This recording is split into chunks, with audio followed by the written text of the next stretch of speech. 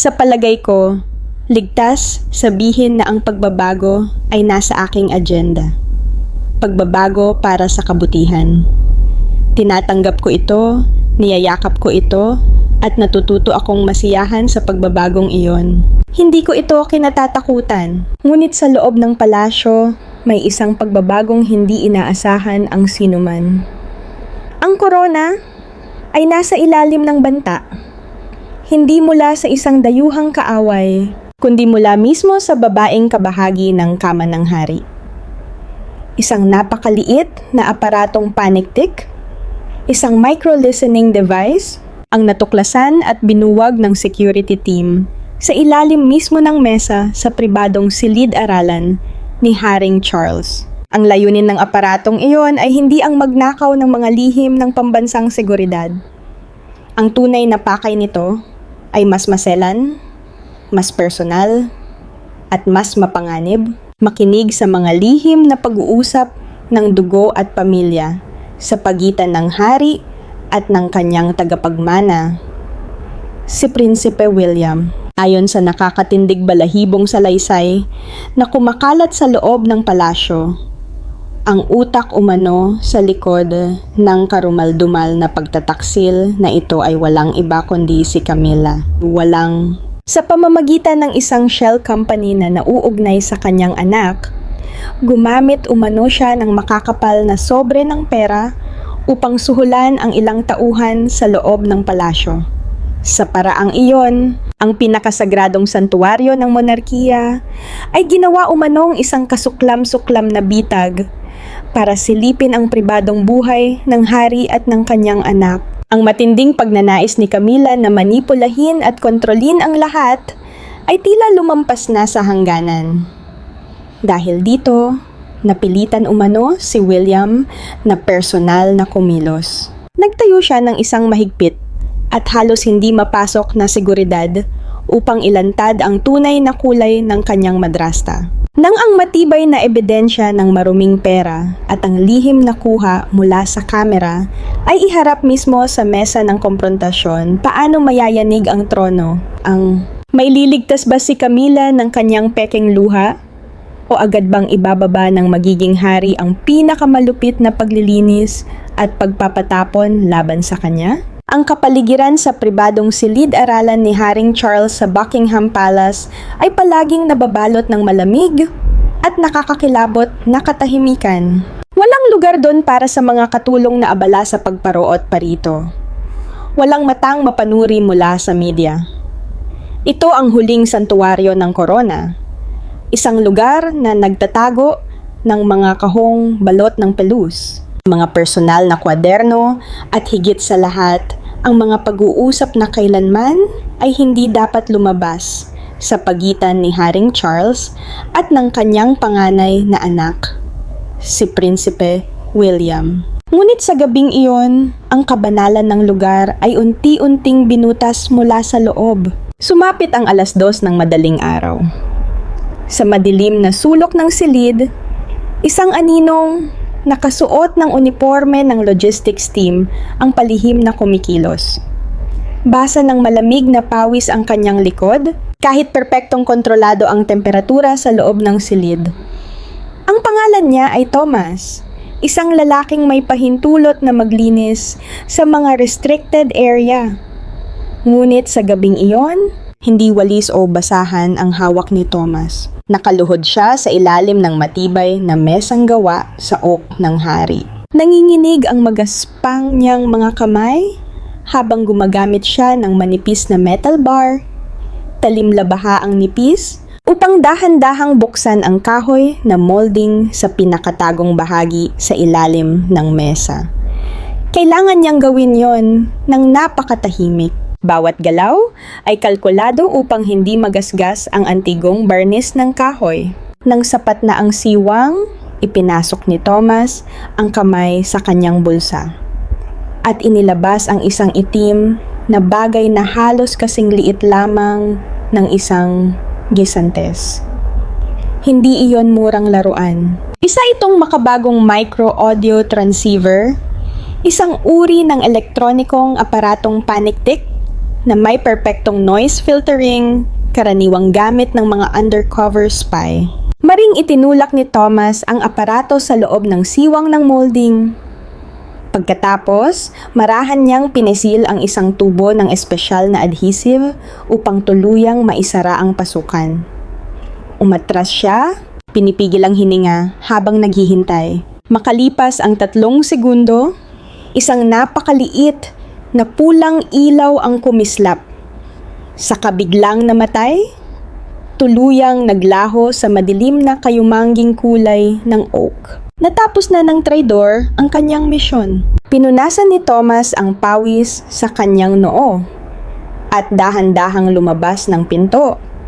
Iniwan sa loob ng silid ang isang mapanirang bitag na diretsong nakatutok sa trono. 2 pasilyo ang layo sa isang pribadong apartment na binabaha ng marangyang liwanag mula sa mga kristal na chandelier. Hindi pa natutulog si Camilla. Nakaupo siya sa isang malalim na pulang velvet armchair, magkakrus ang mga binti, habang marahang hinahaplos ng kanyang mga daliri ang gilid ng isang basong kristal na may alak. Sa kanyang kandungan ay naroon ang isang maliit na receiver, hugis at anyong tila personal music player. Dahan-dahan niyang isinuot ang earphones. Kumonekta ang signal. Mula sa kabilang dulo, narinig ang mahihinang tunog ng pagkikiskisan. Pumikit si Camilla at isang ngiting puno ng kasiyahan ang dahan-dahang gumuhit sa kanyang mukhang maingat na inayusan. Hindi niya kailangang malaman ang mga lihim ng depensa. Wala siyang pakialam sa mga kasunduan o tratado. Ang tunay na nag-aalab sa kanyang kalooban ay ang ganap na kontrol sa pamilyang ito. Alam niyang ang kanyang posisyon ay laging naliliman ng alaala ng yumaong babae at ng malamig, matalim at mapanuring tingin ni William. Kailangan niyang malaman kung ano ang sinasabi ni Haring Charles sa kanyang anak kapag nakasara na ang mga pinto ng silid-aralan. Pinaplano ba nilang bawasan ang kanyang mga pribilehiyo? Ginagamit ba ni William ang kanyang impluwensya upang ilayo siya sa sentro ng mahahalagang desisyon ng maharlikang pamilya? Ang matinding kawalan ng kapanatagan at kasakiman sa kapangyarihan ang nagtulak umano sa babaeng ito na lampasan ang lahat ng moral na hangganan. Handa umano siyang gumamit ng maruming pera upang suhulan ang mababang tauhan, magpakalat ng mga mata, at tainga sa buong palasyo at linlangin ang sarili sa paniniwalang ito lamang ang paraan upang siya ay makaligtas. Humigop si Camilla ng alak, tila nilalasap ang pakiramdam ng pagkakaroon ng kalamangan. Ngunit wala siyang kamalay-malay na ang kayabangang ito sa dilim ay gumigising sa isang tunay na halimaw. Lumipas ang 3 araw sa nakabibinging katahimikan. Naglakad si William sa pasilyo patungo sa silid-aralan ng kanyang ama. Kalmado ang kanyang tindig, ngunit bawat hakbang niya sa marmol na sahig ay may matatag at makapangyarihang bigat. Nang tumawid siya sa bungad ng silid, biglang nanginig ng malakas ang telepono sa bulsa ng kanyang Amerikana. Kumunot ang noo ni William at inilabas ang telepono. Ang screen ay patuloy na kumikislap. May mga hindi regular na pahalang na guhit na dumaan sa display bago tuluyang bumagsak sa zero ang signal. Mula sa kanyang Bluetooth earpiece, isang napakahinang, mataas na tunog ng static ang narinig. Hindi iyon ordinaryong problema sa network. Iyon ay cross-magnetic interference, isang bagay na nangyayari lamang kapag may high-frequency transceiver na gumagana sa napakalapit na distansya. Ang kutob ng isang taong lumaki sa gitna ng pagkubkob ng mga kamera at mapanuring mata ay agad na nagbabala kay William. Hindi siya lumingon. Hindi nagbago ang kanyang ekspresyon. Dahan-dahan siyang lumapit sa pinto. At tahimik itong ikinandado mula sa loob. Pagkatapos, pinindot niya ang isang emergency sequence sa kanyang wristwatch. Wala pang 3 minuto, Bumukas ang isang tagong pinto sa likod ng isang screen. Pumasok ang 3 bodyguard na nakasuot ng ordinaryong damit. Mga lalaking lubos ang katapatan at tumatanggap lamang ng direktang utos mula sa prinsipe ng Wales. Hindi sila nagsalita ni isang salita. Ang bawat kilos nila ay tahimik at eksakto, kasing ritmo ng mga makina. Binuksan ng isa sa kanila ang isang briefcase at inilabas ang isang espesyal na handheld RF signal detector. Sa ganap na katahimikan, nagsimula ang paghahanap. Ang bodyguard na may hawak ng detektor ay dahan-dahang sinuyod ang bawat pulgada ng silid. Ang matingkad na pulang laser ay dumaan sa mga mamahaling oil painting, bumaba sa matataas na bookshelves na umaabot hanggang kisame, at sinuri ang bawat tupi ng mga kortina. Nakatayo si William na nakahalukip-kip.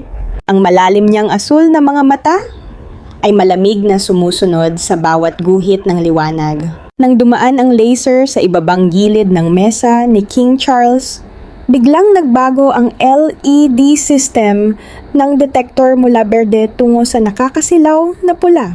Marahas na kumadyot ang magnetic index needle hanggang sa pinakamataas na antas. Natigilan ang bodyguard, tumingala kay William, at nagbigay ng mariing tango. Dahan-dahang lumapit si William. Yumuko siya, ang matalim niyang tingin ay dumaan sa isang piraso ng kahoy na molding na bahagyang naiiba ang kulay kumpara sa paligid nito. Gamit ang maliit na tactical folding knife na palagi niyang dala, tiyak at walang pag-aatubili niyang tinanggal ang kahoy. Isang itim na listening device ang nahulog ng maayos sa palad niya. Ang malamig na haplos ng metal ay tumagos sa kanyang balat, dala ang matinding pagkasuklam. Walang sindak, walang sigawan ng galit. Mayroon lamang nagyelong puot. May isang taong nangahas na yurakan, ang pribadong santuwaryo ng kanyang pamilya. Nangahas na makinig sa pinakamahihinang sandali at iniisip ng kanyang ama. Lumapit ang isang bodyguard upang kumpiskahin ang device at sirain ito, ngunit malamig na pinigilan siya ni William sa isang kumpas ng kamay. Bahagya siyang ngumisi, ang mga mata niya ay tumingin sa dingding na naghihiwalay sa study at sa bahagi ng apartment ni Camilla. Iniutos ni William na ikonekta ang device sa internal security system.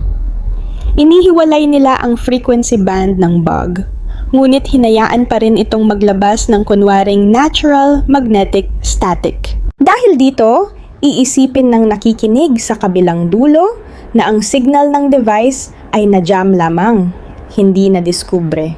Agad ninyong kunin ang buong keycard data ng lahat ng staff na pumasok at lumabas sa lugar na ito nitong nakaraang linggo. Utos ni William sa mababa at magaspang na boses na walang bahid ng emosyon.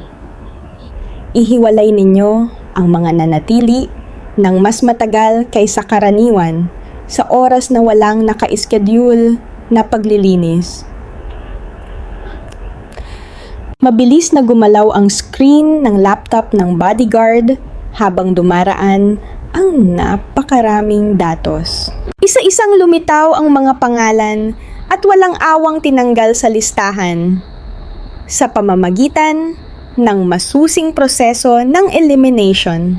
Ang mga outsider at staff na nagtatrabaho ng magkakasama ay agad na inalis sa mga pinaghihinalaan. Sa huli, isang pangalan na lamang ang natira, kumikinang sa pulang kulay sa screen.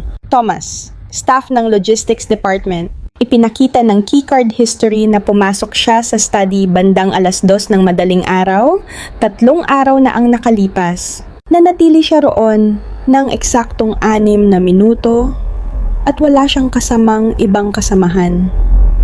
Nabunyag na ang unang biktima sa bitag Nabahira ng putik ang kanyang pagkatao. Ngunit hindi kumilos si William na parang padalos-dalos na tao. Hindi niya inutusan ang mga guwardiya na dakpin si Thomas sa gitna ng liwanag ng araw. Ang paghila sa isang sumisigaw na staff member sa mga pasilyo ay babala lamang sa tunay na kalaban at magbibigay daan sa mastermind na itago ang kanyang mga kamay. Ang gusto ni William ay isang perpektong patibong. Isang patibong kung saan ang biktima mismo ang kusang papasok sa hawla at ilalabas ang lahat ng kanyang nalalaman. Kinabukasan ng gabi, ang listening device sa ilalim ng mesa ni King Charles ay nagsimulang maglabas ng matinding static interference. Sa kabilang dulo ng transceiver, inis na inihagis ni Camila ang earphones sa mesa. Sunod-sunod siyang nagpadala ng mensahe sa kanyang mga tauhan. Inuutusan silang ayusin agad ang teknikal na problemang iyon. Hindi pinahintulutan ng kanyang kasakiman at kawalan ng seguridad na mawalan siya ng impormasyon kahit isang araw lamang. Eksaktong 1:00 ng madaling araw. Ang tahimik na pasilyo ay walang katao-tao. Sumingit si Thomas sa pagitan ng pintuan ng study gamit ang lihim na na-activate na privileged keycard.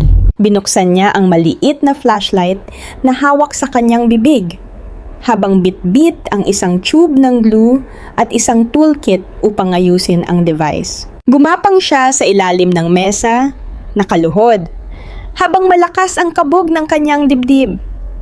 Sa sandaling dumikit ang magaspang niyang kamay sa kahoy na molding, biglang umaling-aungaw ang tuyong tunog ng switch ng ilaw.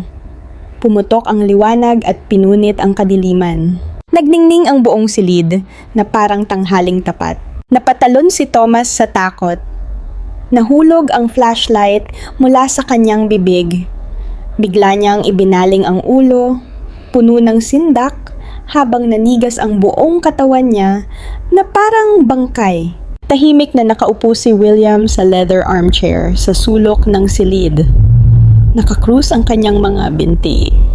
Magkadikit ang kanyang mga kamay at nakapatong sa kandungan. Ang kanyang tingin ay bumaon ng malalim kay Thomas, tulad ng isang mandaragit na pinagmamasdan ang isang mahinang alay. Sa likod ni William, 2 dambuhalang bodyguard ang nakatayo, ganap na hinaharangan ang labasan. Hindi na kinailangang magbigay ng senyas si William. Ang 2 bodyguard ay sumugod na parang mga anino. Mariin nilang ibinagsak si Thomas sa nagyayelong marmol na sahig. Pinilipit nila ang isa niyang braso sa likod, habang ang isa pang bodyguard ay masusing kinapkapan ang buong katawan niya. Walang pulis, walang legal na pribilehiyong ipinatupad dito. Ito ay isang internal purge, malupit, tahimik at tiyak. Mula sa bulsa ni Thomas, inilabas ng bodyguard ang isang kapalit na device at isang makapal na bungkos ng pera na maayos na nakabalot sa nylon. Inihagis niya ang mga ito sa glass table sa harap ni William. Dahan-dahang tumayo si William at lumapit hanggang halos nasa mismong harapan na siya ni Thomas. Yumuko siya, kinuha ang salansa ng pera at binaligtad ito sa kanyang kamay. Isang pagtataksil na binayaran ng maruming pera, bulong ni William. Hindi tumaas ang kanyang boses kahit kaunti. Ngunit dala nito ang bigat ng 1,000 tonelada. Akala mo ba makakalabas ka rito nang hindi nagbabayad ng kapalit? Marahas na nanginginig si Thomas. Basang-basa ng pawis ang kanyang noo. Binuka niya ang bibig upang magpaliwanag. Upang magpanggap na isa lamang siyang night cleaner. Ngunit hindi siya binigyan ni William ng pagkakataon. Mayroon kang 2 pagpipilian, malamig na sabi ni William habang inihahagis ang pera sa sahig. Mawawala ka sa lugar na ito ngayong gabi at bukas matatanggap ng pamilya mo ang balitang tumakas ka dahil sa pagnanakaw ng royal property. O sasabihin mo sa akin ng eksakto kung sino ang naglagay ng maruming perang ito sa bulsa mo kapalit ng paglalagay ng murang device na iyon sa mesa ng hari ng Inglaterra. Ang nakasusulasok na pressure na nagmumula sa hindi matinag na mga mata ng magiging hari ay tuluyang dumurog sa huling depensa ng hamak na tauhan. Gumuho si Thomas. Ibinagsak niya ang ulo sa sahig at humagulgol sa matinding kawalan ng pag-asa. Hindi ko po alam kung sino siya, utal ni Thomas habang naghahalo ang luha at pawis sa kanyang muka. Isinusumpa ko po, tumatanggap lang ako ng utos sa pamamagitan ng anonymous messages. Iniiwan nila ang device at pera sa paanan ng matandang oak tree sa likod ng tagong sulok. Sa likod ng glass house. Tuwing Biyernes ng gabi, sinasabi nila sa akin na sundin ko lang ang mga utos at makatatanggap ako ng perang mas malaki pa kaysa sa kaya kong kitain sa buong buhay ko. Tumuwid si William. Hindi siya nagulat sa pagtatapat ni Thomas. Ang tunay na mastermind ay hindi kailanman hangal para mag-iwan ng sariling fingerprints. Ngunit ang pera ay laging nag-iiwan ng bakas. Ang pera ay hindi basta tumutubo mula sa mga ugat ng isang matandang oak tree. Hindi pa ipinapakita ng kalaban ang kanyang mukha, ngunit nakapag-iwan na siya ng nakamamatay na kahinaan, kasakiman. Ang mga middleman na gumagawa ng maruruming trabaho ay hindi kailanman tapat sa mga ideyal. Tapat lamang sila sa pinagmumulan ng pera. Nang gabing iyon mismo, pinakilos ni William ang kanyang pribadong intelligence network, mga operatibang nasa labas ng karaniwang security system at direktang nag-uulat sa Prince of Wales. Walang mga hacker na maingay na pumipindot ng keyboard upang basagin ang mga password. Walang habulang puno ng putukan.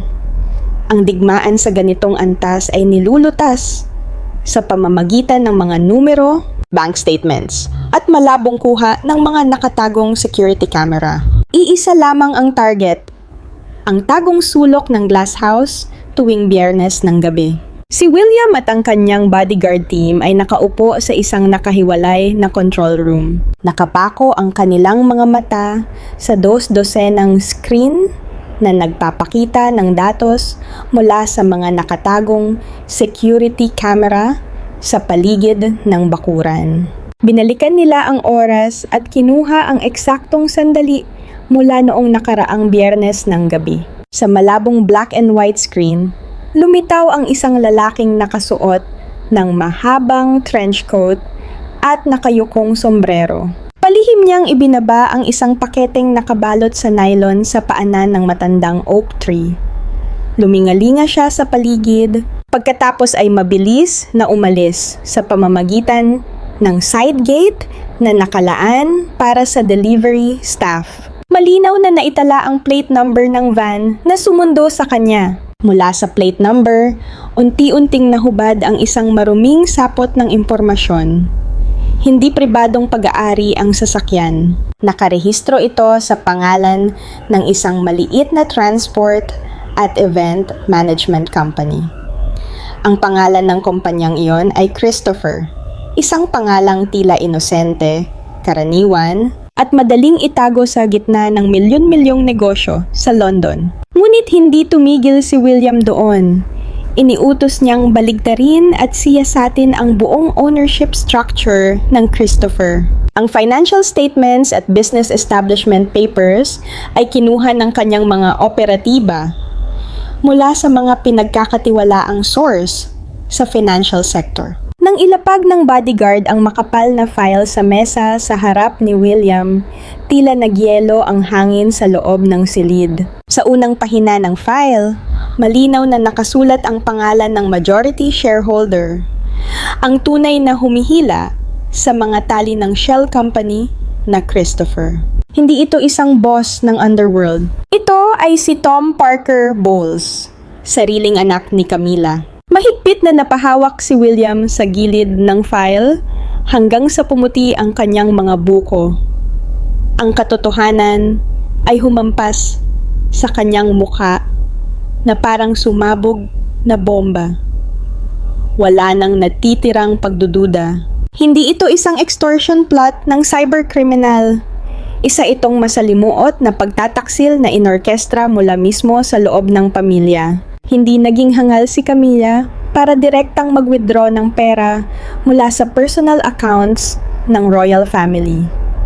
Ginamit niya ang kanyang anak bilang panangga at ginamit ang Christopher bilang perpektong money laundering machine.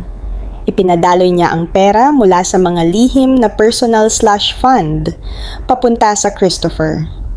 Mula roon, ang mga tauhan ni Tom Parker Bowles ang gumawa ng maruming trabaho. Ang pagbabalot ng pera, ang pagpupuslit ng listening devices, at ang panunuhol sa mga tulad ni Thomas. Ang buong singsing na ito ay itinayo para sa iisang kasuklam-suklam na layunin. Tulungan si Camilla na bantayan ang bawat salita, bawat kalkulasyon at bawat kahinaan ni na King Charles at William. Sa ganoong paraan, maaari niya silang manipulahin sa isip, tuklasin ang kanilang mga kahinaan, at protektahan ang titulong palagi niyang kinatatakutang maagaw sa kanya. Ang pisikal na ebidensya ngayon ay hindi na lamang isang walang buhay na bug. Naroon na ang mga bank statement na may pulang marka, malinaw na nagtuturo sa daloy ng pera mula sa lihim na credit account ni Camilla papunta sa kumpanyang Christopher. Tugma ang timeline hanggang sa mismong araw na natanggap ni Thomas ang pera. Naroon din ang napakalinaw na security camera footage na nakakuha sa money courier. Mas humigpit na ang lambat. Nagsara na ang bakal na perimeter. Ang kontrabida ay mahimbing pa ring natutulog sa kanyang marangyang kama. Naniniwalang napasunod niya ang buong dinastiya sa kanyang kamay. Hindi niya alam na pinatalas na ni William ang malupit na talim ng katotohanan at ang unang hampas ay malapit nang bumagsak sa harap ng liwanag ng araw. Kinaumagahan, ang atmosfera sa loob ng pribadong opisina ni King Charles ay naging napakabigat, halos nakakasakal. Kinansela ang buong morning schedule ng mga audience. Pumasok si William, kasunod ang dalawang bodyguard na nakaitim, habang kanilang inia-escort si Thomas. Ang gusgusing janitor, puno ng matinding takot ang mga mata, ay pilit na pinaluhod sa carpet sa gitna ng silid. Nakaupo si King Charles sa likod ng kanyang mesa. Ang kanyang tingin ay nagbago mula sa pagkabigla tungo sa matinding tensyon nang makita ang eksena. Halos kaagad, agarang ipinatawag si Camilla. Nang magsara ang mabibigat na pintuang kahoy, pumasok si Camilla dala ang karaniwan niyang mahinahon at kontroladong anyo. Ngunit sa mismong sandaling nagtama ang kanyang mga mata sa nanginginig na janitor at sa wasak na listening device na nakalapag sa glass table. Isang kislap ng lubos na panic ang dumaan sa kailaliman ng kanyang mga mata. Gayunman, agad na lumitaw ang survival instinct at ang husay sa pag-arte ng isang bihasang manipulator. Nagpasya siyang umatake muna. Hindi na niya hinintay na magsalita si King Charles. Bigla niyang inilagay ang dalawang kamay sa kanyang dibdib. Napaatras siya ng kalahating hakbang, habang ang kanyang mga mata ay napuno ng luha. Sino ang nagdala ng basurang ito rito? Sigaw ni Camilla, nanginginig ang boses sa galit at pagkasuklam. Itinuro niya ang kanyang matingkad na pulang kuko diretso sa mukha ni Thomas. Naglakas loob kang maniktik sa pamilyang ito? Bumaling siya kay King Charles. Dalawang agos ng luha ang gumulong sa kanyang mukha, sinisira ang kanyang makeup. Lumapit si Camilla at mahigpit na hinawakan ang manggas ng suit ng hari. Perpekto niyang ginampanan ang papel ng isang marupok na asawa, isang biktimang nasa ilalim ng banta. Charles, palayasin mo siya agad. Hindi ako maaaring manirahan sa isang bahay kung saan kahit ang opisina ay may stalker.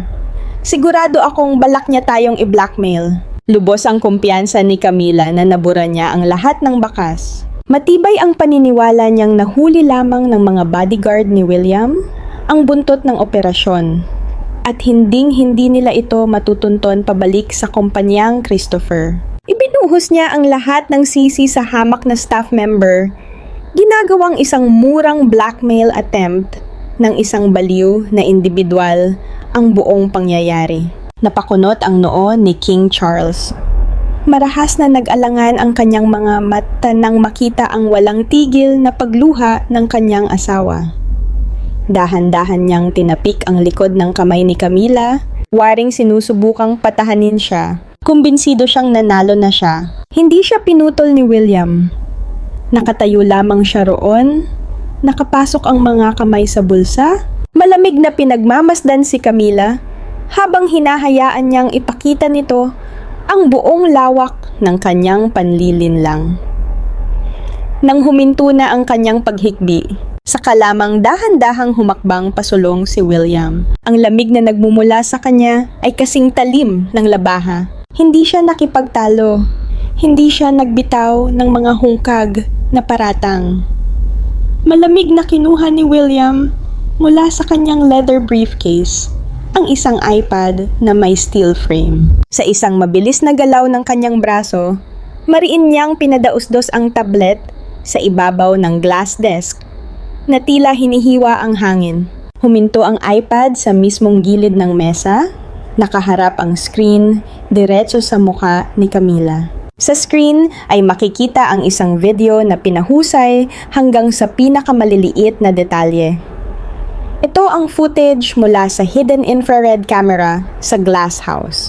Malinaw na kuha sa video ang mukha ng janitor na si Thomas habang nakaluhod at tumatanggap ng makapal na paper envelope.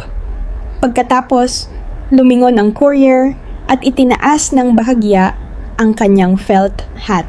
Tumigil ang frame at matalim na nag-zoom in sa mukha ng middleman. Binuklat ni William ang susunod na file sa mesa at inilabas ang mga financial statement na may pulang tatak. Malakas niyang ibinagsak ang salansan ng mga papel sa tabi mismo ng iPad. Umiiyak ka ba dahil sa kaligtasan mo? Malalim na tanong ni William, bawat salita ay umaaling-aunggaw na may bakal na katiyakan. O umiiyak ka dahil nabunyag na ang espionage ring na nagngangalang Christopher na nakarehistro sa ilalim ng sarili mong anak na si Tom Parker Bowles? Nanigas si Camila na parang bato. Unti-unting nawala ang kulay sa kanyang mukha, naiwan ang balat na kasing putla ng bangkay. Mariing itinuro ni William ang makakapal na linya sa statement. Tumingin kang mabuti. Malalaking halaga ng pera ang direktang inilipat mula sa personal account mo papunta sa Christopher Company. Tugma ang timeline hanggang sa eksaktong araw ng bawat pagkakataong tumanggap ng pera ang janitor na ito sa ilalim ng oak tree. Sasabihin mo ba sa aking ama na ang anak mo ay nagpapatakbo ng negosyong nagsusupply ng mga espionage bog? Ang perpektong kasinungalingan ay nagkapira-piraso. Bumagsak ang silid sa nakamamatay na katahimikan. Nakadilat ng malaki ang mga mata ni Camila. Nakapako ang tingin sa mga numero sa statement at sa mukha ng tauhan sa screen ng iPad. Wala na siyang matatakasan. Marahas na napunit ang maskara ng pagiging biktima, inilantad ang tunay niyang anyo bilang isang walang awang mastermind na palihim na naniniktik. Ang katotohanan ay pinakawalan na parang isang direktang sampal. Tumama mismo sa huwad na karangalang matagal niyang binuo. Nanigas si King Charles. Mabilis ang pagtaas-baba ng kanyang dibdib. Ang tingin niya kay Camila ay nagbago mula sa pagkabigla tungo sa pagkasuklam at sa huli ay naging malalim na kawalan ng pag-asa. Ang pinakamaruming pagtataksil ay nagmula sa mismong babaeng kasama niya sa higaan. Maring itinaboy ni King Charles ang kamay ni Camila